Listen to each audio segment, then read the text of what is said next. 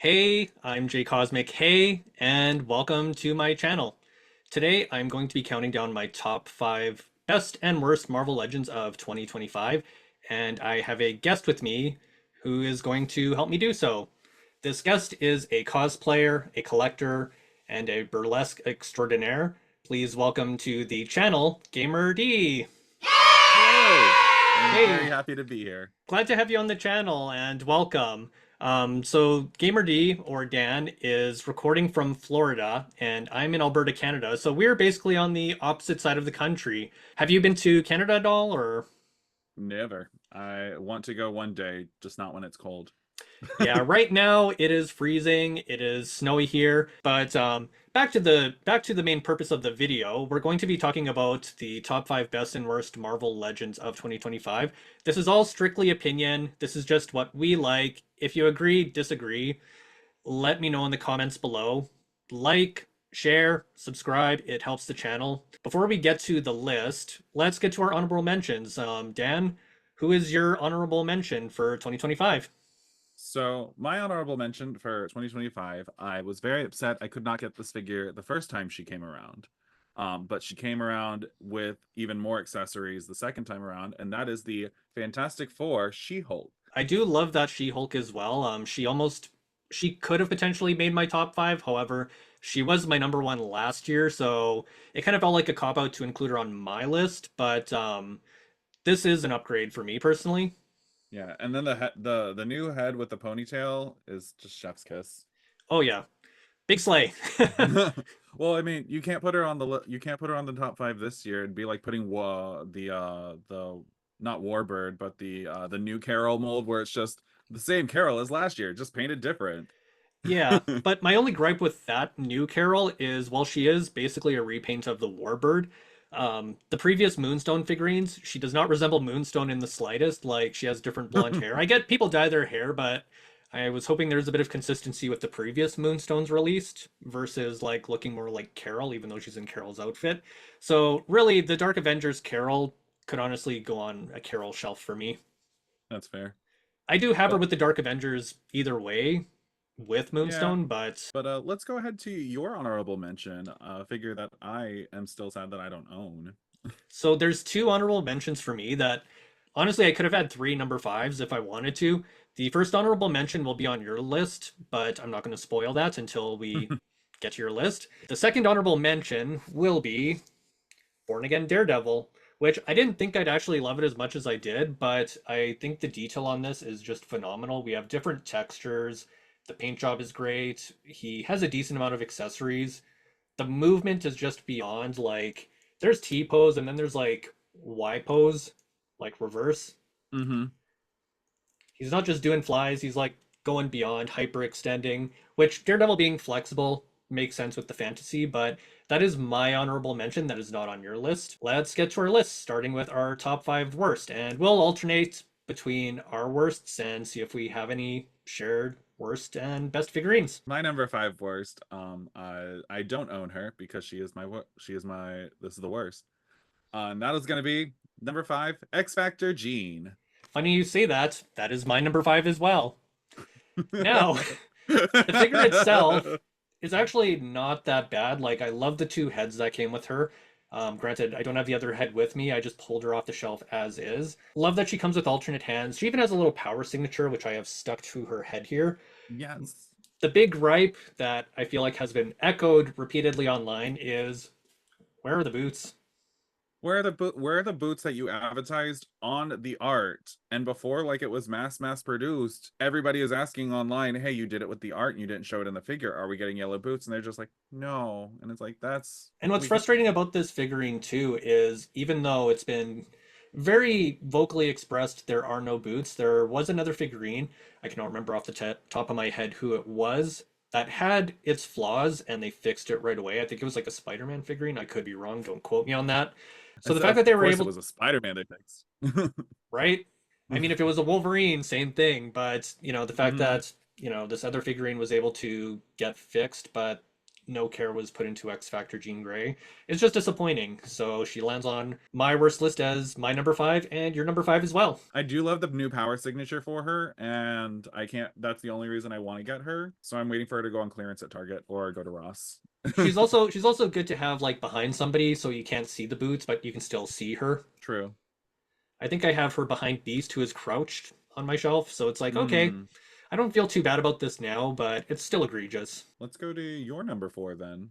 All right. Well, my number four worst figurine of 2025 is the Amazing Spider-Man's Lizard, which he's just really silly looking. I get that it's the design in the movie. No disrespect to the makers of the figurine, but it really does not translate well. This figurine looks like if you've seen that show Dinosaur from the 90s, I feel Yes. like I feel like baby Sinclair would be bopping him on the head with the frying pan. Except he'd be not the lizard.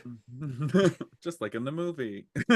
Exactly. And he's super posable, but he doesn't stand very easily, so we do have the tail at least to fall back on, and even then, depending on the display case, the tail does get in the way. With how Hmm. I have him displayed, it kind of sits on the display, so it doesn't really impact too much, but I could see how it could be annoying for somebody else. Yeah, especially because he's a taller figure that would probably go to the back, and then if his tail's hitting the wall first before you can even like get him displayed, then Yeah, but all in all, like I said, he's just really silly looking, and while I am a bit of a completionist, just looking at his face, like just a silly little guy. he's just a So yeah, Amazing Spider-Man Lizard is my number four worst. Who is your number four worst figurine of 2025? my number four worst figurine is actually inspired by watching your channel. Plug here. Um, as the Mandarin. Funny you say That that. Mandarin is my number two figurine, who I have here. Not to jump ahead, but this Mandarin, if you took away his head and gave him his other hands, he's just another guy in a suit. that's it. You can't call him the Mandarin and then like put him in like a box like inspire like comic type box and then just be like, yeah, it's just a guy in a suit. We have so many guys in just a suit. Well, it's funny because this kind of relates to a cosplay I did recently, but I found a generic guy with black hair, and I'm like, this could be Pete Wisdom. That You know, is true. this could be many different guy characters, but the fact that only one set of hands come with his rings, it's like, how do you have the Mandarin without the rings, especially the clawed hands, you know? Mm-hmm. It's just what you think of with the character, and I think there's better looks that aren't offensive and still can be used in modern times for this character, and I just feel like they really kind of cheaped out with this. I mean, at the minimum, they could have done both hands could have had the rings on it. It shouldn't have been that hard, like to do whether it's power effect or fist or not. Like both hands should have had the rings on it to make him more unique than just another guy in a suit with another Iron Man for the 50th time. And that's the thing too, is the Iron Man, even though it's good quality, we had Extremis Iron Man released individually, so why do we need Extremis Iron Man again? But with Mandarin, so he's not only a bad figurine, but he's held hostage by another Iron Man, which just makes this figurine more disappointing and why he's my number two. But I wanted Mandarin, so Yeah. but now that we're done my number two and your number four, who is your number three? My number three is going to be the Gameverse Nick Fury because I don't see the reason why it was created. He's somebody I reviewed very recently, but that video is not out yet. But I just felt very indifferent to him. Like he's not bad by any means, at least for me, but No, I'm just very indifferent to him. he looked like a good figure, but it was one of those things where it's like there's so many other characters and so many other Gameverse type characters. If you're gonna do Gameverse, you could have done Marvel Snap, or again, you could have done any other game instead of just re-releasing that Punisher game that it feels like nobody knew about or played. Well, that's the thing is I didn't know about this Punisher game either, so like Exactly. And they just re-released it, but that was overshadowed by the amount of Marvel versus Capcom, Street Fighter and X-Men. Like in that they released like a Marvel game cartridge that had like seven of the old games on it. And that's one of the games. So that's why it's like it's really weird that that's the two pack for a game verse they chose. Like I don't think it's a bad figure. It looks very well made. It looks very good. It just I don't know why it exists. And it annoys me when other characters and other game characters that need to either be remade or made into figures aren't being made. well, and that's the thing is I am not sure where I'm gonna put this Nick Fury because he has been released before, and there's only so many shelves for Nick Fury, at least in my collection. Again, my experience Hmm. is not everybody's, but I just don't really see the point of it. And it's something I dive into in my review when I post it. That's in editing right now. And speaking of unnecessary, we're going to get to my number three is going to be World War II Wolverine.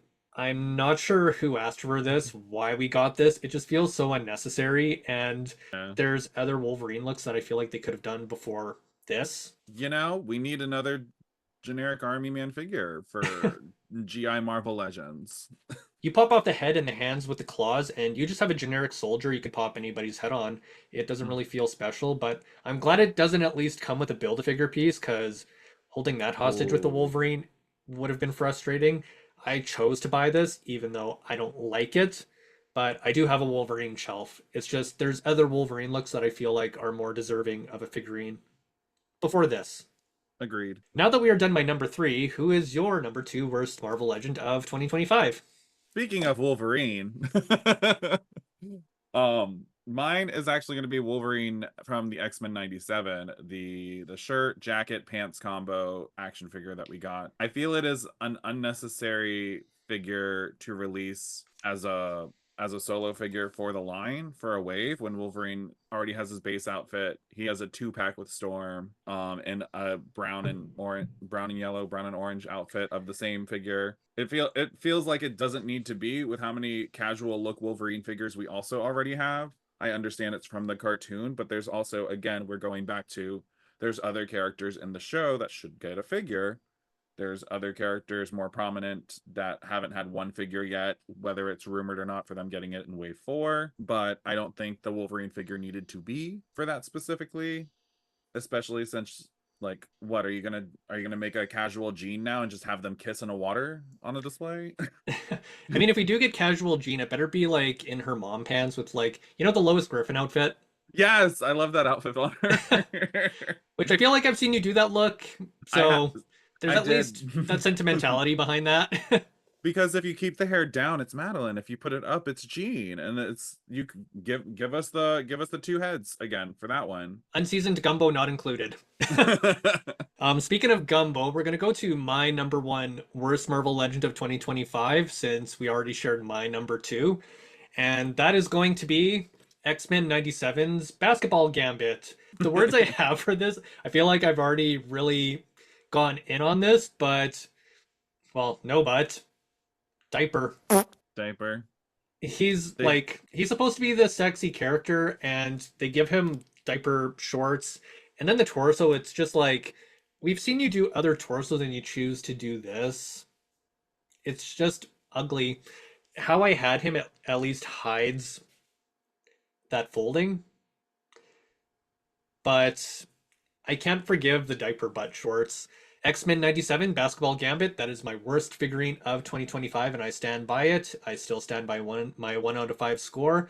What are your yeah. thoughts on this Gambit figurine? What a disappointment for such a hot man. I'd rather a Funko Pop if you were gonna do that. At least, like, you can't the body proportions will stay similar and he won't be wearing a diaper. Well, and my friend Brooke or Leather Rose Cosplay sent me a reel of somebody making a fabric version of the crop top and putting it on, and it significantly improved the figure. I think if we had that and the option for him to be shirtless, this wouldn't have been as bad. You wouldn't be able to see the ugly crunch Yeah. torso. It's it's just ugly, unappealing, unflattering. And they've made so many shirtless figures in the last year or two alone that it's like, why is it like this now? Because, like, did Kazar have this problems? Did the Nope. 58th Weapon X and Half Naked Wolverine have this problem? No. We got Shang-Chi, we got Namor the Submariner. They all look good. So why does Gambit look like that? But we digress. If you want to know more about how much J Cosmic dislikes this, go back to watch the video where he did review the two packs of the X-Men 97. Thank you. Now that we're done my number one, who is your number one worst Marvel Legend of 2025? My number one worst Marvel Legend, I went out to the store, bought full price. So I want to preface it with that I went looking for this figure, but I'm still very, very disappointed in it. And that is going to be Akihiro, Dark Wolverine. I'm very happy that we finally got a new Daken Akihiro figure.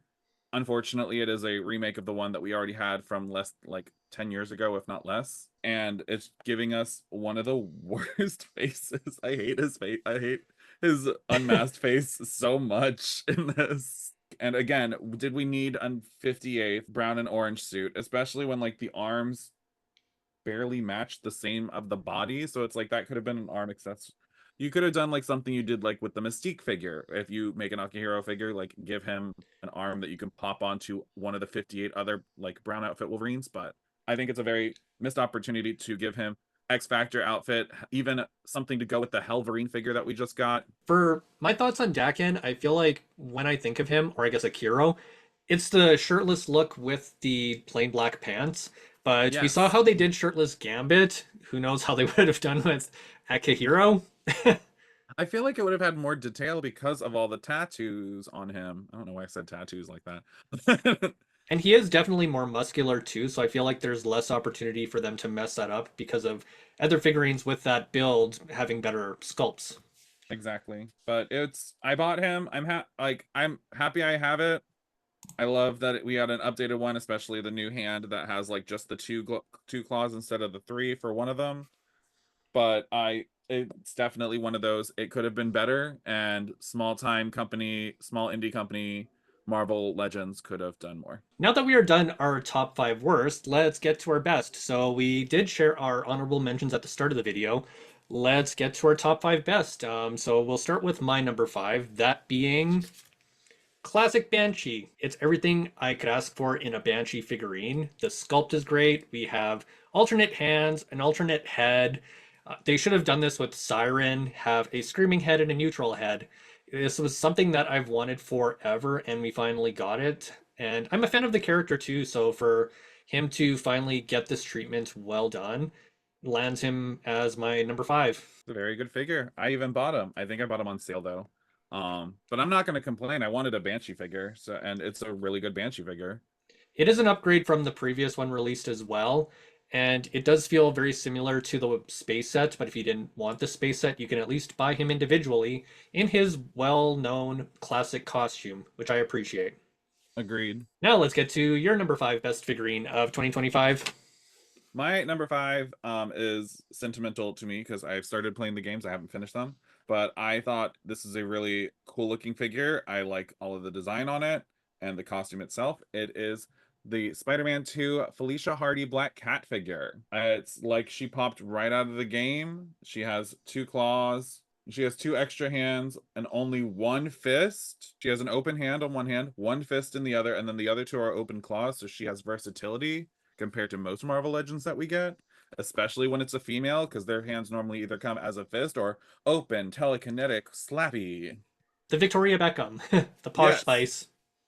So I just really enjoyed this figure. I had to also go and buy this. I try to buy my because I live next to like five Rosses and on Ollie's and Marshalls. I live next to all of those places. I try not to buy my figures immediately unless I really, really like them. And she is one that I went out and I was like, I saw her in person and I immediately bought her. She's someone I own too, and I can appreciate the detail. I love that she comes with an artifact that she stole as well. I forgot the name of it. Don't roast me, but I, I didn't know it was an artifact. I thought it was a whip. That's on me.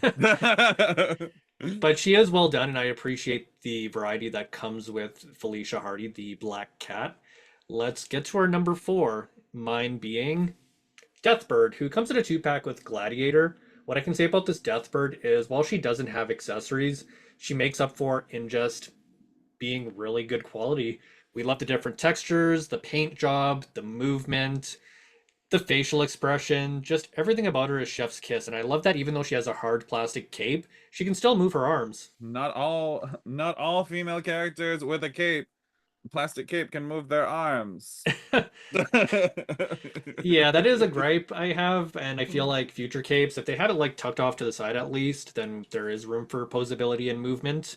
Just make them But detachable. It's gonna make life so much easier for everybody. Just make it detachable. when I do have a friend too who replaces all his capes with the fabric ones, me Ooh, personally, I'm not a fan of them, but that's a personal preference. that's fair. So, who is your number four Marvel Legend of 2025? My number four, and one that you also may like, is Marrow. Now, at the start of the video, when I mentioned I had two honorable mentions, this was one of the honorable mentions. She almost made my top five. She is such a good figure. We've been needing a Marrow figure. She's a very iconic design that's coming from the comics, but also could be for what I used to what I had her for, which is the Marvel versus Capcom display as well. She's very versatile. I love her accessory, her backbones, and I love it. It's a good figure. My thoughts on Marrow too, like again, like you mentioned, she can go on an X-Men shelf, she can go on a Gamerverse shelf, and she's versatile. She could honestly go on a villain shelf if you really wanted to, because that is how she started, even if that's not her look. She did appear in that costume in the X-Men Legends video games as a Morlock villain. And honestly, that whole set was solid, but of the set, she is one of the few that I bought two of just because of that versatility. Yeah, I still need to get the Fabian Cortez from that set. I did buy two of him as well, just because I feel like I could put another head on his body and just have it be an acolyte. Now that we're done your number four, let's get to my number three. That being X Force's Archangel, who honestly could have been my number two, but my number two I just like a little more. We'll get to that. I Mm, love everything about this figurine. The wings are just over the mm, top and well detailed. He looks grand, and I love the paint job. He comes with an alternate head that's almost kind of like almost like a battle cry, and he comes with, of course, the obligatory fists that go in the bin because the clawed hands just suit the character better. absolutely. He is one of the ones that I'm glad that like they did remake for X-Force, like more modernized with better builds. Like I know X-Force figures started coming out like in the last 15 years, like with the modern Marvel Legends. So we already have him, we have X-23, we have Psylocke. But I think I always love a good Archangel figure, especially when they accent and do more with the wings, because then it's enticing to see what they're going to do for future builds as well. Well, and what I don't have here are the blades that fly from the wings. I was struggling to get them on the figurine and just got frustrated and said, we're putting them out as is. But the way the blue pops on the black and the silver, the way that pops as well, it's just well Mm-hmm. painted, well sculpted, great movement. They really went off with this. Speaking of going Uh, off, who is your number three Marvel Legend of 2025? I think a lot of people will agree that this is a great figure and a much needed figure. And if you're going to introduce a character through a comic book line, just to get them out there, I think this is one of the best ways to do it, and that's going to be Rachel Summers, Phoenix from the Excalibur line, and by line I mean the comic book series. This figure is so amazing to me. I lucked out and I did find her in person, and I had to immediately buy her because I sent you the picture the other Yep. day. um, she's been sold out on Amazon, which is where I was trying to like get somebody to buy her for me for Christmas over here, but sometimes you just gotta get the legend yourself. I love the fire effects on her. She does come with the fist, but that'll be acceptable only because of the way she poses with the comic. Yeah. She was listed to have more hands on the original art, but it does not. But she has two heads, so you can have her as a hound on a villain shelf, or you can have her as Rachel, or like you can give her the hound head as well and still have her on the hero shelf. Rachel is somebody I've wanted as a figurine for the longest time. She's been on my wish list every year, but I was really happy we got Rachel as Phoenix. I bought two Dark Phoenixes so I could pop the spare Rachel head on the Dark Phoenix body because Mm-hmm. Rachel did wear the Dark Phoenix outfit For in, a little bit, yeah. yeah, for a little bit. So spare Rachel head is on the Dark Phoenix body. My one gripe with Rachel, but this is very minor, is I know her costume there has high heels, but I know high heels don't necessarily pose the best, and it's not essential to her character or costume like an Emma Frost or Enchantress. So I'm not too bothered, and she still looks awesome and phenomenal. She will inevitably be opened.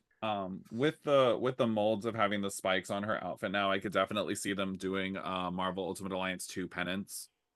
Not to Yes, be confused with a penance figure that we actually need, but we're talking about the spiky the one, right? yeah, the speedball outfit when he's all like depressed. Okay, yes, Mhm. yes. Sorry, my mind went to Generation X penance, and I'm like, wait, what? But I know who you mean. Yeah, I mean, there's enough Generation X figures that you could just take pieces of those and start building penance, but I feel like that's inevitably in the books for them. They're slowly popping out the rest of the teams of things. Getting back to our top five list, who is your number two figurine of 2025? My number two figurine, I'm very, very happy with this figure. Despite me throwing shade at X-Men 97 and our least five favorites. Number two is actually Emma Frost from X-Men 97. I love just the hair swoop is so good on her. It's it's a figure that could seamlessly blend in with a comic collection despite having the lines on the legs, like it's like the only thing that like would immediately make you go, oh, but that's a different version. It's like, no, but this is such a good figure that you can put it with your Hellfire Gala set. You could put it with your comics, and she'll blend in for the most part, or you'll have her for the 97. And I'm also just very excited to see what the future holds for her in the show. And it looks like this cape is actually removable. Yes, it is. I mean, with the swappable heads, which I appreciate that there are two of those, I do Mm-hmm. love the hair in motion or the bob in place, which I most associate with that look. Like, just the bob is bobbing. Yes. And so her jewel is jeweling, her bob is bobbing. Emma Frost is one of the figures from the set that I gave a really high rating to as well. I think the only thing really holding her back was her cape. Just it does reduce the arm movement, but again, it's removable, and I do get that the black stripe on the boot is a part of the look, but she does seamlessly blend into any comic or cartoon display, Mm-hmm. and I am a fan of the character, so really hard to fault this one. 10 out of 10, Emma Frost. Also, I know a lot of other like people also really like her, and I was very happy that our friend the Diamond Canary on Instagram was able to help me secure her because I missed the pre-orders, and he sent me the Amazon link that I immediately purchased. Another figurine that is a need, though, is my number two, and that is Agent Venom. Now, I did love Agent Anti-Venom as well. He does come with additional tentacles and is basically this figurine in white. However, I just think the black looks sharper on this, and I love that we have the unmasked head as well. I think this figurine is gorgeous. I saw it at the store the other day and was like, do I need a second one of these? But I don't. I just really like this figurine. He comes with a decent amount of accessories. Yes. So many accessories. Alternate Many. hands, he's got weapons. I just think this is a gorgeous figurine that is well done. We got different textures, great movement. He kind of reminds me of Leon from Resident Evil. Yeah, I was thinking that you could definitely use his head for somebody. Like I we were talking about like looking for a Doug Ramsey head the other day too. This can be Age of Revelation Doug. Yeah, this is definitely new Doug, not old Doug. But what are your thoughts on this figurine? I think it's great. I had gone and bought Spider-Man Unlimited from the store and just kind of bought it just to have it, but I was like, I don't really need this. So I returned it and I went back to the toy section and Agent Venom was there. And I was like, no, no, that's a figure I need. Do I know anything about this character, Flash Thompson as him? No, but the figure itself has so many details in it that it's like, ooh, you have a lot of good molds for figures in the future on this. And also, my husband, who is a very, very, very casual collector, collects Venoms, and he was like, "Oh, I don't want it." And I was like, "Well, then I need a Venom because every Venom I get or you get goes on your shelf. This is my Venom now. I have a I have a Venom now." He is definitely gorgeous, and yeah, if you are a fan of Venom or Spider-Man or anywhere in between, this is essential for any collection. He is just, in my opinion, one of the best figures released this year. And speaking of best figures released this year, we both have agreed on our number one pick. Who could it be? That being Gamerverse Psylocke. We Yay! have one figurine of the year. Now, both of us have the same psychic knife on, the same head, but I getting can't into figure out detail how about this figurine, she has so many accessories. she's probably one of the like she aside I think like that deluxe Black Widow is probably like on par with the amount of accessories for a female figure in 2025. Getting this many accessories is crazy. Well, and I love the new head sculpt too. Like, she looks very much like how I picture Quanon looking. The hair Mm-hmm. color is a nice mix of black and purple because technically Quanon has black hair. Shout out to Caroline Cosplay, who is very vocal about that. Yes. But yeah, we got a nice mix of the black and purple. The body sculpt is phenomenal. She does not skip leg day. Very No. posable, very flexible. The only negative thing I have for her is that I personally can't figure out how to get her other accessories on her to do the cool poses without taking off her hands and hiding them. For me, I just don't have room on my shelf that I have her on, so I just have the basic psychic knife. But knowing that you have the option to really have her in such a dynamic pose Mm-hmm. is just a good thing to have. Absolutely. And again, she is another figure that like we were talking about with Emma that you can put her with the Gamerverse or you can put her into your regular X-Men collection and she's just gonna blend right in like as if she belongs there. She's got the versatility, and she is very reminiscent of the 90s Psylocke figurine where her hair is stuck in the sideways blowing pose. I I had that love one, that. not sure if you did. I absolutely did, and I lost the accessory that went with her. But I have that figure either in my attic or it's gone forever. But Oh, that's I treated my toys very well, even as a kid. So when I did lose a part, I was absolutely devastated because it's like, no, but a lot of that had to do with having a sibling who did not take care of her toys. we take care of them now, and that's the important part. Yes, living vicariously through your childhood self. But yeah, number one figurine, Gamer vs. Psylocke, highly recommended. It is wild that she came with Thanos, but I get why. Unfortunately, she is kind of held hostage with a character who's had multiple releases, but the Gamer vs. Thanos is at least different enough where it's like, oh, this is clearly Gamer vs. Thanos versus regular Thanos. And I will say it's cool that he can have it either he's hitting you with no gems at all or every gem at all in a fist. Yes, just snapping you out of existence. And that's not to say that Psylocke hasn't had her share of figures either, but we all know what we want more, and it's Psylocke compared to Thanos. But that is our top five best and worst Marvel Legends of 2025. Thank you again for coming on the channel, Dan. It is very much appreciated, and I'm really glad to have you. I'm really glad we got to catch up and just nerd out over collectibles. Absolutely. Thank you so much for having me. This was a lot of fun. And thank you for also being able to just nerd out about X-Men and Marvel Legends and just having a good time. You're always a pleasure to talk to, and you're somebody I enjoy just having as a friend. And again, thank you for appearing. Before we go, is there anything you would like to plug? Anything coming up? I understand you won an award recently. Oh, yes, I absolutely did. So as you said earlier, I am a burlesque performer. So if you are local to Florida or in that Central Florida area, I do perform occasionally with different productions. I am doing a performance in South Florida next month in January and a charity show earlier in the month as well. So if you follow my Instagrams, I generally post about those there. But be aware that I am posting 18 plus content. So, but at the convention that I just went to, Holiday Matsuri, a anime Christmas themed convention, they were doing a competition called the Hottest Men in Anime, and it was their 10th year doing the competition. And it was my third time competing, and somebody may have won first place. I want to wish you a congratulations on that. I'm really glad to hear. Where can people find you outside of Instagram? I'll have your socials on the screen. I am on Twitter just so I'm not out of the loop of crazy things. But I know a lot of people don't want to be there. It's great for your mental health not to be there. But pretty much everywhere, Twitter, Blue Sky, Instagram, Facebook, you can find me all gaymerdee, GAYMERDEE, as it is going to be on the screen. But I'm pretty easy to talk to. Hit me up. I love posting about random X-Men things, especially if I find stuff about Stacy X or Lady Mastermind. Uh, Which is something we have to still collaborate on, hopefully we do. 2026.